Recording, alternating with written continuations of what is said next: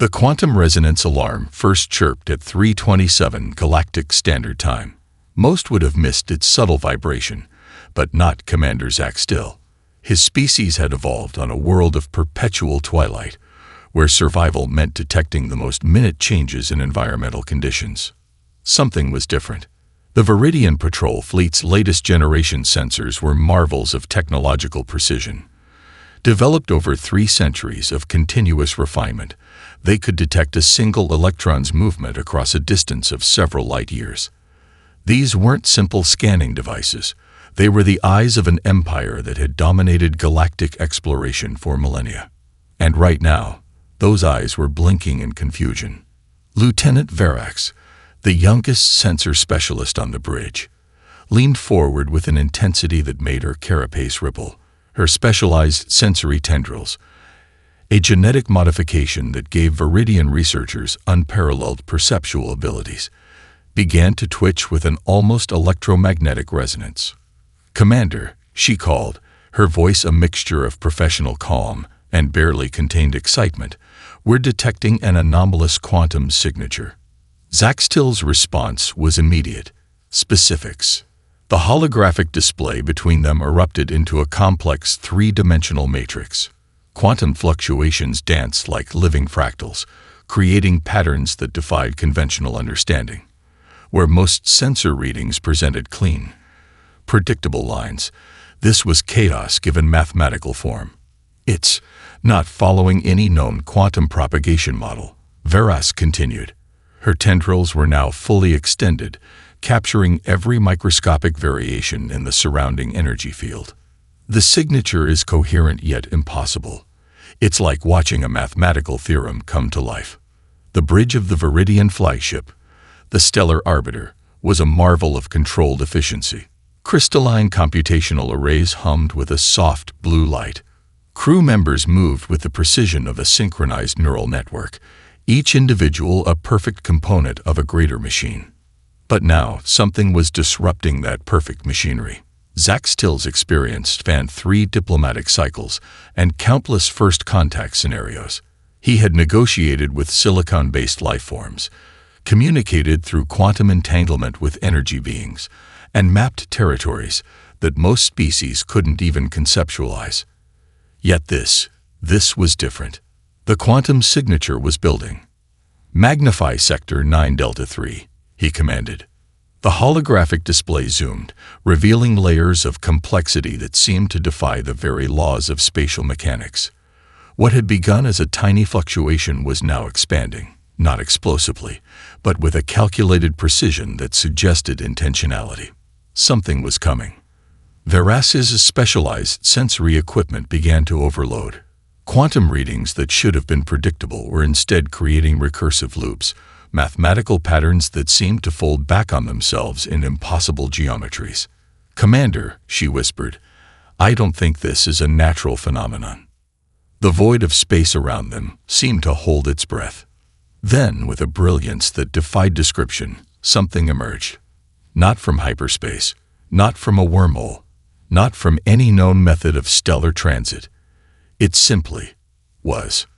The UES Defiance didn't just appear. It manifested. Sensor arrays that had mapped millions of stellar systems suddenly looked like children's toys.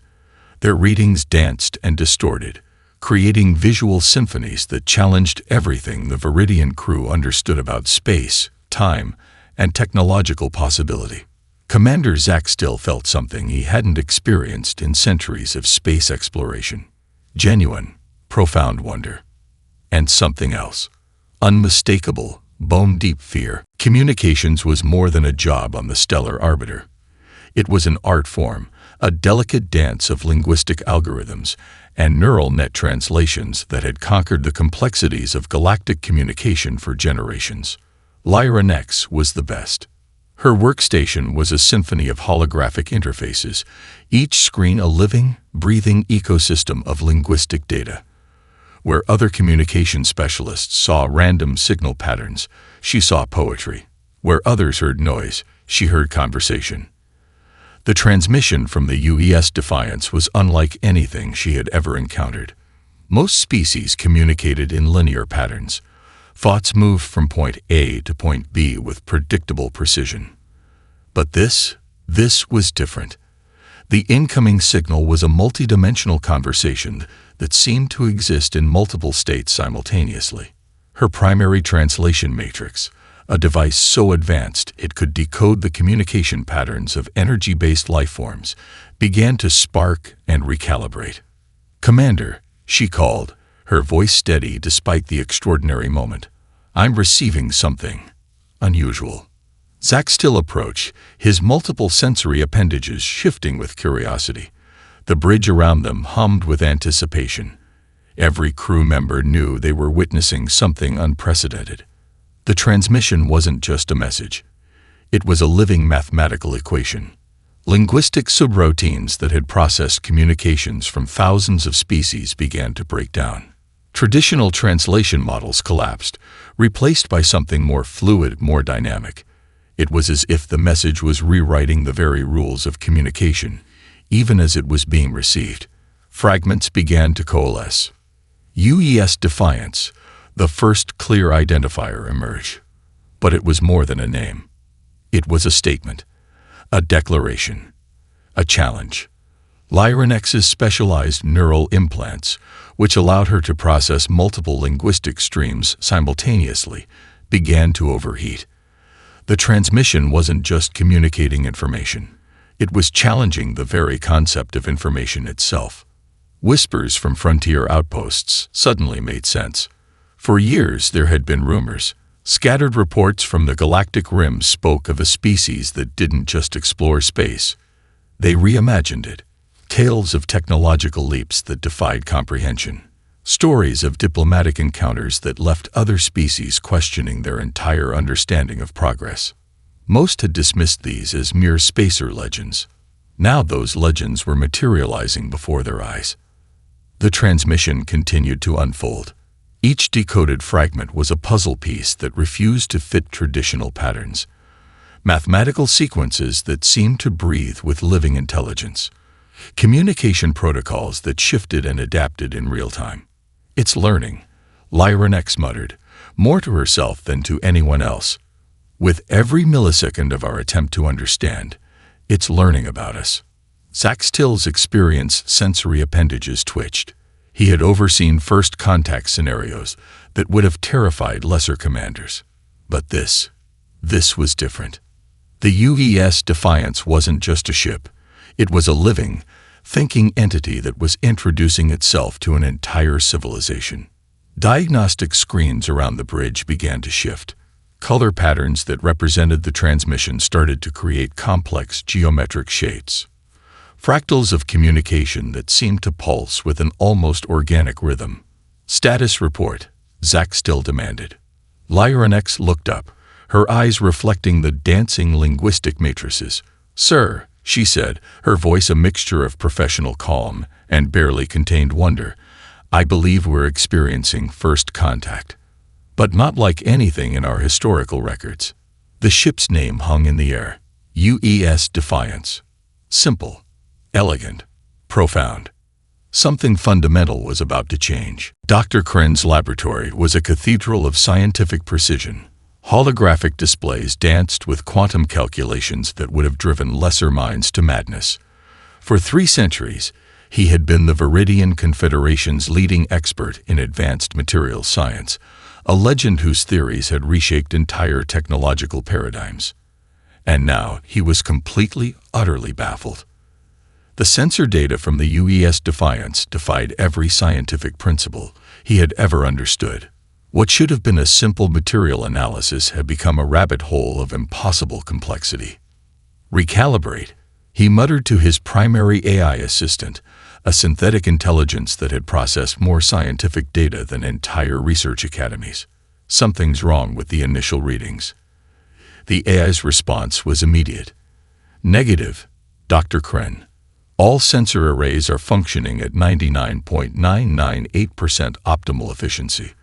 The data is consistent." Consistent. The word felt like a joke. The ship's hull was nothing like any material known to galactic science, Where traditional starship designs used layered composites of metal alloys and energy-dispersive ceramics, this was something else entirely. Each molecular layer seemed to be in a constant state of quantum flux, shifting and adapting with a complexity that suggested something more than engineering. It was alive. Not biological, not mechanical, something in between. Microscopic structures danced across the holographic display. What appeared solid one moment became translucent the next. Energy absorption rates fluctuated in patterns that suggested intelligent response rather than passive protection. Compare with known metamaterial archives, Kren commanded. The AI worked silently. Centuries of scientific research scrolled past in milliseconds. Comparative analyses from 1,000 different civilizations flickered and dissolved. No matches.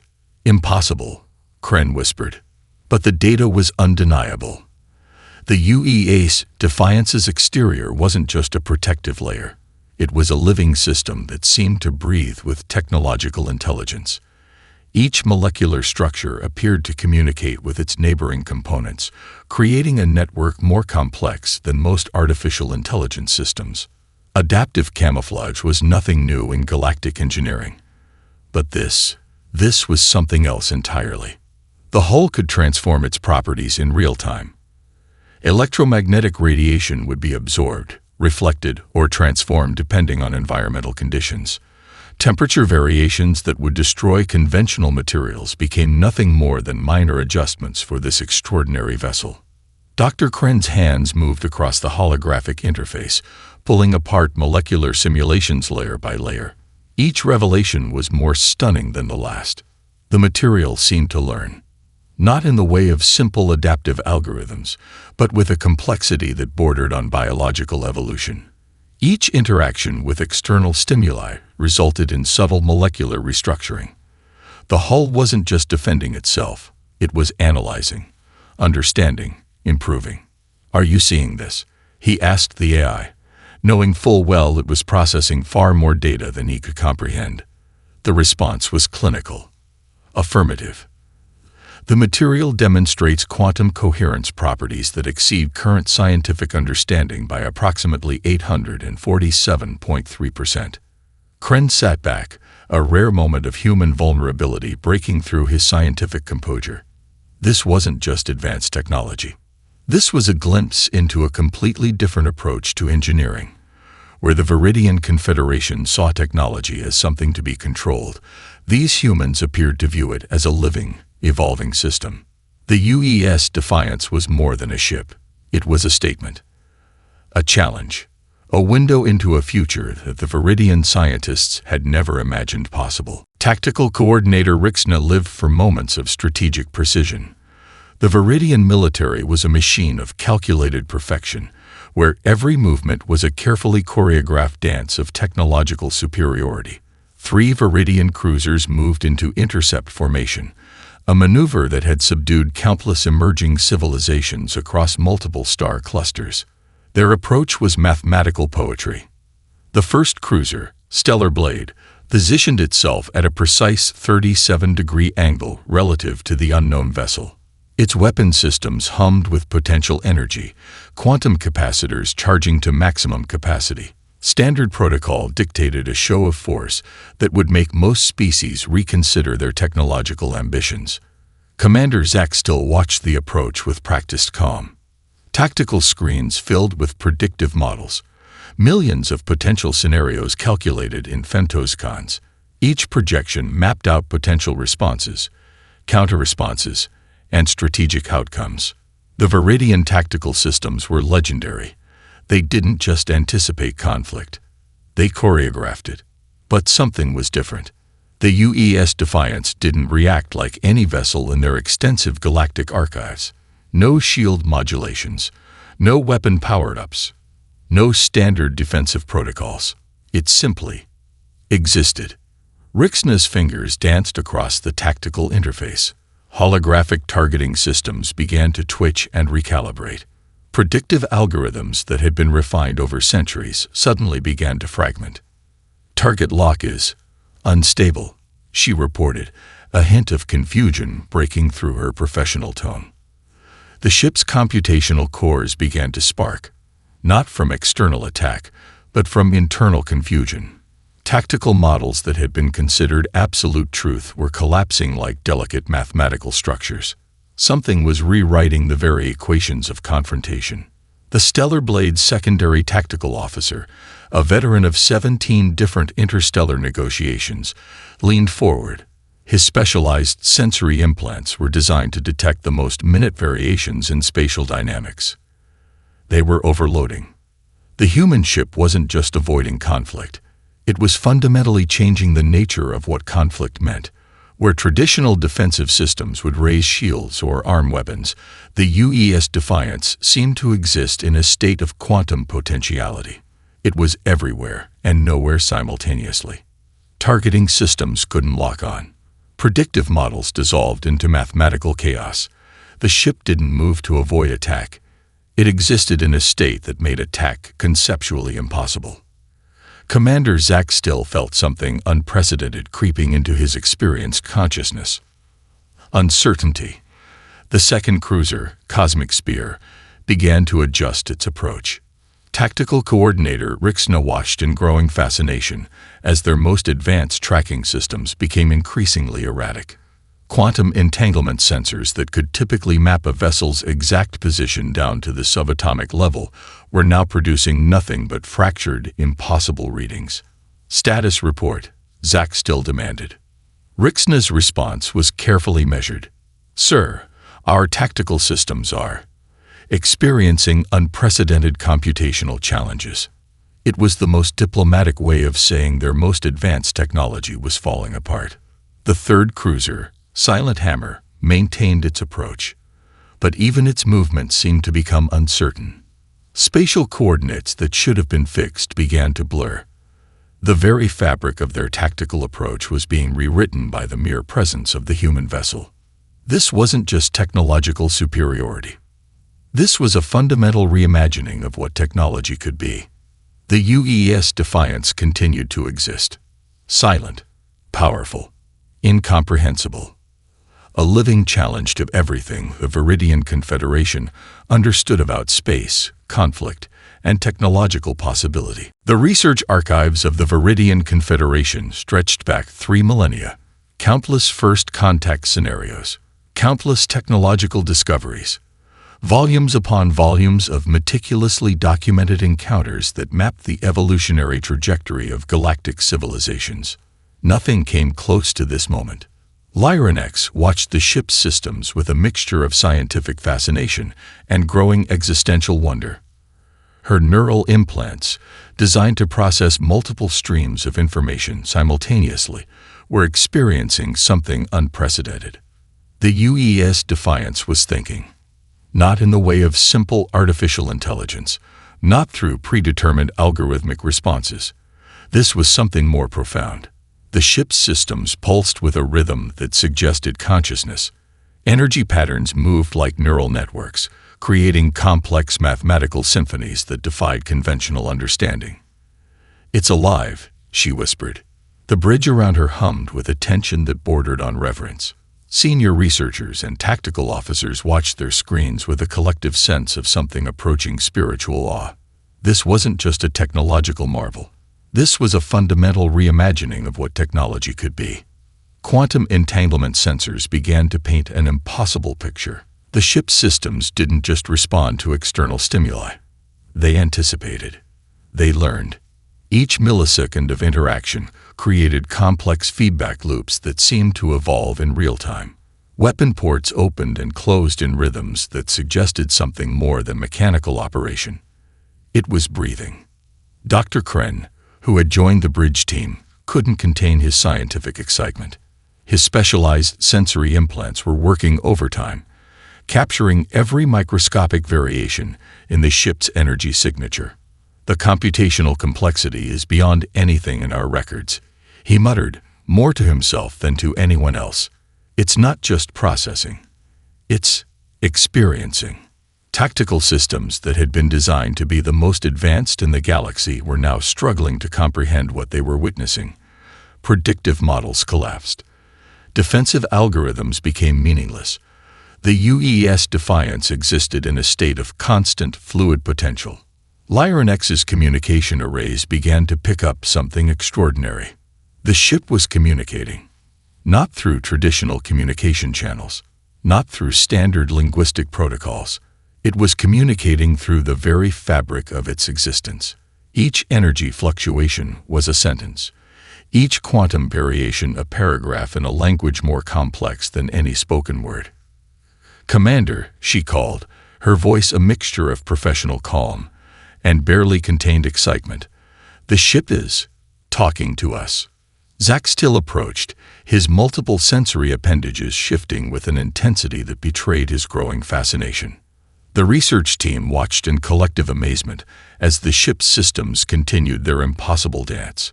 Weapon ports that weren't ports. Defensive systems that redefined the very concept of defense.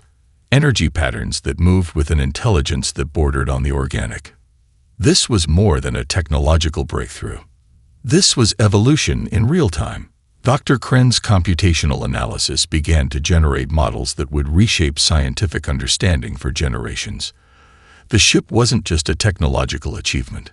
It was a living system that challenged every fundamental principle of engineering, biology, and consciousness. "It's learning," he said, a note of profound respect in his voice.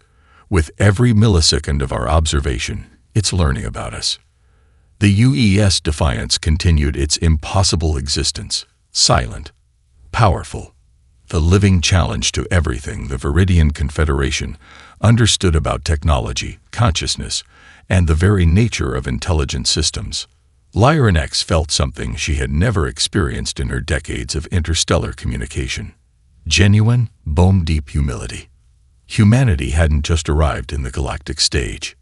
They had rewritten the entire script. Silence filled the bridge of the stellar arbiter. Not the quiet of emptiness, but the profound stillness that comes when something fundamental is about to change. The transmission arrived without warning. It wasn't a message in any traditional sense. Traditional communication implied a linear progression of thoughts, a simple exchange of information. This was something entirely different, a mathematical sequence that unfolded like a living, breathing entity. Commander Zaxtil leaned forward, his multiple sensory appendages trembling with anticipation. Lyran X's communication arrays transformed into something beyond their original design. Holographic interfaces erupted into complex geometric patterns, mathematical equations that seemed to dance and breathe with living intelligence. Each symbol was a universe of meaning, each calculation a conversation more profound than words could express. The invitation was simultaneously a greeting, a diplomatic overture, and a comprehensive demonstration of capabilities that made the Viridian Confederation's most advanced technologies look like primitive stone tools. "Translate," Zaxtil commanded, though he knew traditional translation was impossible. Dr. Kren stepped forward, his computational implants working at maximum capacity. The mathematical sequence was a living thing. It didn't just communicate information, it created understanding. Each layer revealed another depth of complexity, another dimension of meaning. Fractals of communication expanded across the bridge's primary display. Where most species saw communication as a simple exchange of data, this was a symphonic explosion of potential. The UES Defiance wasn't just sharing information. It was offering a glimpse into an entirely new way of perceiving reality. "It's an invitation," Lyran X whispered, "but not like anything we've ever encountered." The mathematical sequence began to unfold. Multiple layers of meaning cascaded through their systems, scientific principles intertwined with diplomatic protocols. Technological specifications danced with cultural insights. It was a holistic communication that defied every known principle of interstellar discourse. Computational cores that had processed millions of first contact scenarios began to overheat. This wasn't a simple exchange. This was a fundamental reimagining of communication itself. Dr. Kren's analysis revealed layers of complexity that would take generations to fully comprehend. The invitation contained within its mathematical structure comprehensive insights into human technological development. Not just current capabilities, but potential trajectories. Evolutionary pathways of technology that suggested understanding of progress far beyond linear thinking. "They're offering more than communication," he muttered. "They're offering perspective." The bridge crew watched in collective amazement.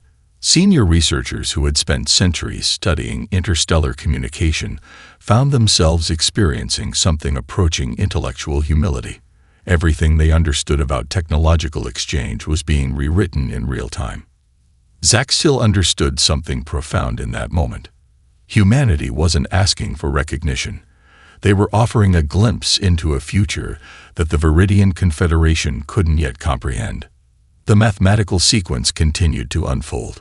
Each layer revealed another depth of possibility. Technological principles that suggested not just advanced engineering, but a fundamentally different approach to understanding the universe. Where the Viridian civilization saw technology as a tool to be controlled, humans appeared to view it as a living, evolving system. Preliminary analysis, Lyran X reported, her voice steady despite the extraordinary moment, suggests this is simultaneously a greeting, a scientific exchange, and a comprehensive overview of human technological capabilities. The invitation was a challenge, a promise, a window into a different way of existing. Humanity had arrived, and nothing would ever be the same again. The news spread faster than light. Quantum communication networks that connected hundreds of advanced civilizations began to pulse with an unprecedented energy. What had begun as a routine patrol encounter was rapidly transforming into the most significant technological event in galactic history. The celestial archives on Viridia Prime erupted into chaos. Research institutes that had spent millennia cataloging technological developments suddenly found their entire understanding of progress collapsing. Entire departments were dismantled and rebuilt in real time. Scholars who had spent centuries defining the boundaries of technological possibility were now scrambling to rewrite fundamental theories. Dr. Elara Ventok, the Confederation's most respected sino-technological historian, watched the initial reports with a mixture of scientific excitement and profound intellectual humility. Her specialized research team had documented thousands of first contact scenarios. They had mapped the technological trajectories of hundreds of emerging civilizations. Nothing came close to this.